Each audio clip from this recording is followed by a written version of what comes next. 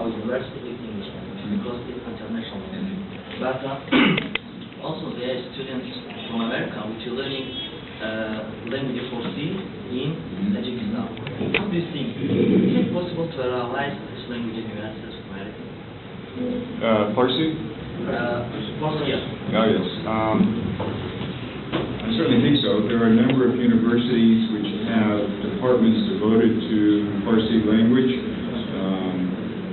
Particularly in the last, I'd say the last 15, 20 years, it's seen more and more universities that adding Farsi as one of the languages they offer. There's more interest in it. Particularly in the government, there's a realization that many of us need to learn other languages than the common languages, German, French, Spanish, Russian, that we've learned before. So many more of us are learning them as well. Doesn't mean there's fewer studying the other languages. Hopefully what it does mean is there are more Americans studying foreign languages, which is something that's very important for us. Personally, unfortunately, I do not speak Russian.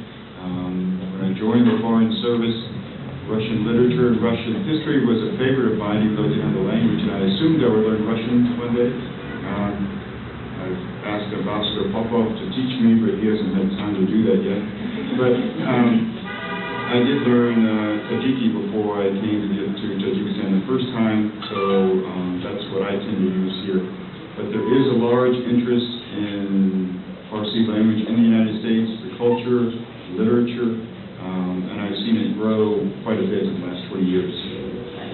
Actually, I have nothing against teaching Ambassador Russian language, but we can still agree on the price. It's a little too high for me.